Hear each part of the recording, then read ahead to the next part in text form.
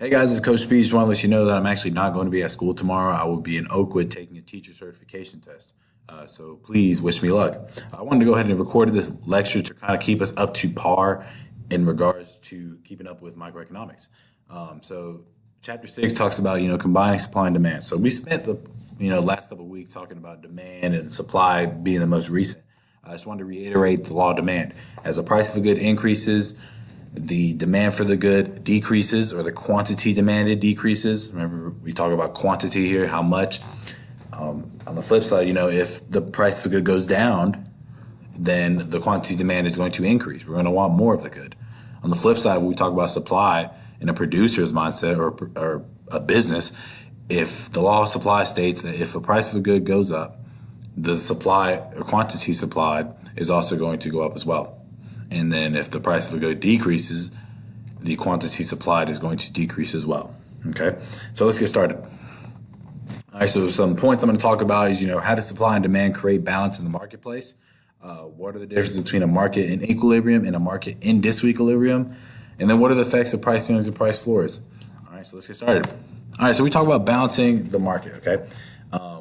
A point in which quantity demanded and quantity supply come together, this is known as an equilibrium or a market clearing price, okay? So to kind of show you what this is, let's go ahead and drive this up. All right, so if we look at this chart right here, we're finding the equilibrium. So the demand curve, it will be in purple, okay? D for demand goes down, and green in supply would actually be soaring, so going up, okay? To the right, you see a supply and demand schedule, okay? We talked about this in both chapter 3 and chapter 4. Or chapter 4 and chapter 5. Okay, so if you look here at 50 cents, the quantity demanded will be 300. Okay, so if you look on your demand curve, it's 300. However, the quantity supplied as a producer will only supply 100. Okay, now understand this will be a shortage. Okay, from 50 cents to $1, understand that it's below the equilibrium. The equilibrium is right in the middle. Okay, this is where quantity demanded and quantity supplied meet. Okay, so from a shortage from excess demand, okay, if it's a shortage, okay, you understand that, there is not, there's not enough, there's not enough goods, there's running out, okay, in order to meet that equilibrium, businesses will actually raise the price, okay, to try to get back up here. So if we look at 150 right here is about 200 quantity demanded, 200 sliced pieces per day, and then the quantity supplied would also be 200. This is known as the equilibrium. This is where it meets. A real life example would be if you look in Walmart and you see that all the shelves are cleared. Okay, that's at that price at 150. Both consumers are happy because they get the satisfaction of buying the sliced pizza at $1.50. It's a fairly reasonable price, and then producers also generate revenue off of them. Okay, because if they were in the 50-cent mark, businesses are losing money. Producers are gaining, okay? And in this market, both parties usually try to find ways to get happy, and price is a good indicator of that. So if we look here at $2, like I said, $2, that's telling me I will demand 150 slices of pizza per day, and I will supply 250 as a producer, okay? Now, is that necessarily a good thing? In our aspect, yeah, as a producer, a consumer rather, yeah. Producer, not so much, okay? This is called a surplus. It's basically having too much of something, okay? And if we are above the equilibrium, this is where quantity demanded and quantity supply increases or meets. If we are above that equilibrium, then essentially producers are going to drop their price. That's a win for consumers, a loss for a producer, okay? Okay, now disequilibrium. So we just look back. If we look back, the equilibrium point's right there in the middle, dead smack in the middle. Boom. Okay. Any point that's not there is essentially called disequilibrium. Okay, so we talked about excess demand. We talked about excess supply. Okay, so if the market or quantity supplied is anywhere but at the equilibrium price, so we're talking about supply. So as the curve goes up, the curve that's going up, the supply curve, the market's in a state of disequilibrium. Okay, there's two causes for this: excess demand, excess supply. If there's excess demand, essentially it's a shortage. Okay, now businesses and producers are forced, since they have limited supply, to drive their prices back up in hopes to get back to equilibrium price. If there's an excess supply, businesses are actually having or produce too much of something. In order to get back down to equilibrium, they have to drop the price. So excess demand is where quantity demanded is More than quantity supplied. Excess supply is where quantity supplied exceeds or is more than quantity demanded. So interactions between buyers and sellers will always push the market back towards equilibrium. Okay, if there's excess demand, that means we want too much of something, and businesses are not providing enough because they simply don't have it. And what businesses do try to make their money and revenue back, they will raise their price to try to bump it back up to the equilibrium price where quantity supplied and demanded meet. On the flip side, if there's an excess supply, businesses will essentially try to lower their price to try to get rid of those excess items and hope to get back to equilibrium.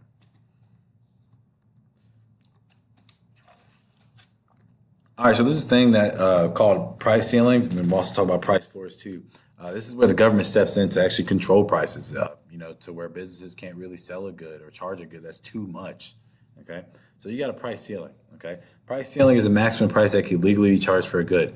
Okay, an example of this would be rent control. I've told you guys before that my wife and I, when we first got married, we actually lived in Flowery Branch, and we rented an apartment. Okay, for a 2-bedroom, 2-bathroom apartment, it was $1,200.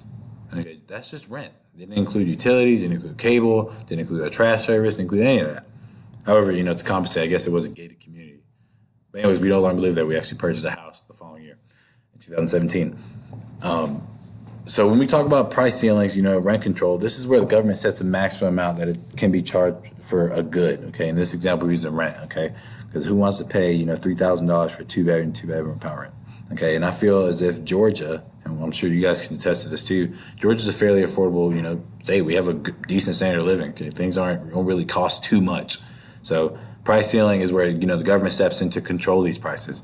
And a price ceiling is essentially the maximum amount that can be charged for a good and legally matter.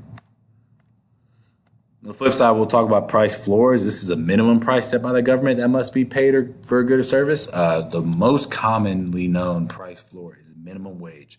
Okay, and believe it or not, Georgia's minimum wage, the state minimum wage, is $5.15. Could you imagine? However, through the Fair Labor Standards Act, the federal government took into action and said, that's way too low for a worker to get paid per hour. Okay, so they came in with the aspect of a price floor. The example of was when we talk about minimum wage was rather not have it at $5.15, where the state of Georgia and Wyoming both have. Federally and legally, we have to get paid for our labor at least at $7.25 an hour. All right, so equilibrium in a market means which of the following? Is it the point at which quantity is supplied and quantity demanded are the same? Is it the point at which unsold goods begin to pile up? Is it the point at which suppliers begin to reduce prices, or the point at which prices fall below the cost of production?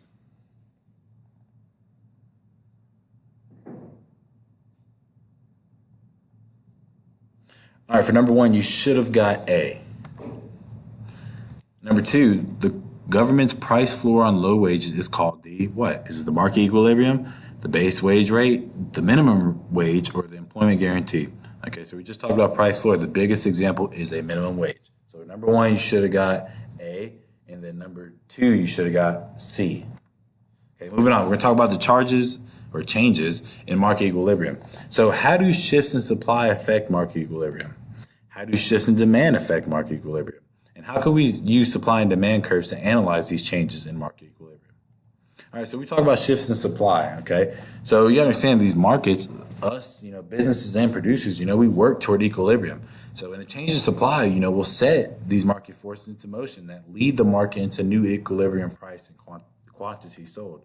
All right, so we talked about excess supply, okay? Well, surplus is basically in a situation where, quantity supplied is greater than quantity demanded. So understand, if a surplus occurs, producers, they're forced, based on the drive of the market force, they got to reduce the price of their products. If not, they either, what do? They throw it away? No, they just lose money. So might as well drop the price so people can buy it, work to that equilibrium. This creates a new market equilibrium. Now in a fall supply, the exact opposite, occurs. Think of it from the producer's mindset, all right? If their supply decreases, producers will actually raise prices and demand will decrease for consumers. If we take about the law of supply or talk about it, the law of supply says As the price of a good goes up, supply goes up, quantity supply goes up. And as the price of a good decreases, the quantity supply is also going to decrease. So in a business aspect, although they are losing or decreasing their supply, they don't want to sell it. They don't want to sell it at a cheap price is what I'm getting at. They'll actually raise the price. They're trying to get back to equilibrium. They're trying to make the most money out of they possibly can. And on the other side, if we talk about consumers, the law of demand states that the price of good goes up, the demand is going to decrease, the quantity demanded. So that kind of how they work together. If supply decreases, producers are going to raise their prices. If the price increases of a good, the demand is going to decrease for consumers. Now, if we talk about demand, there's a shortage.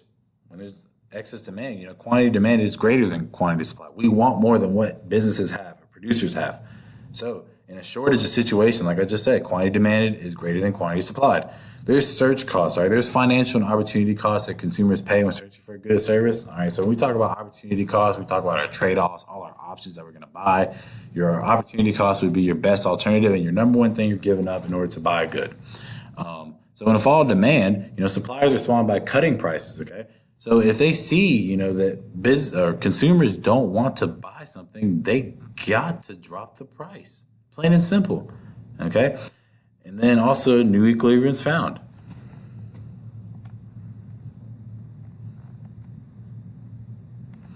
Okay, so when we talk about shifts in supply and demand, okay, you look and your purple is your demand curve, D for down, and then your supply curve is going up. Supply S soar. I know that sounds cheesy, but that's an easy way to remember it. All right, so if we look at graph A and graph B, graph A is actually showing an increase in supply. And if you look up top, the equilibrium is right up here. So the equilibrium price for this output, whatever it is $600, okay? And at $600, 2 million outputs will be produced. Once you see that there's a shift, if I were to draw an arrow, there would be a shift in the curve to the right, okay? And that shows a new equilibrium. So the equilibrium price before market clearing price was 600, now it's 400, okay? You see how that shifted there? But understand, when that happened, what happened to the output? It went from 2, now it went to 3. On the other side, it shows how the market finds a new equilibrium when there's an increase in demand, okay? So you see the increase shifted to the right, okay? The equilibrium price was about, let's say, $25, and the output was 300,000 output, whatever that is. Now you see that the price went up, okay? The price of the good went up, and we're talking about demand. The output also went up too.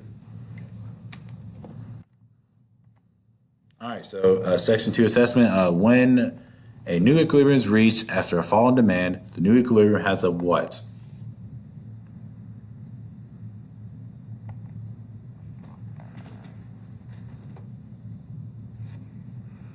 Okay, you should have got C for number 1, lower market price and a lower quantity sold. All right, for number 2, when any market is in disequilibrium, what happens when any market in disequilibrium, I can't speak tonight.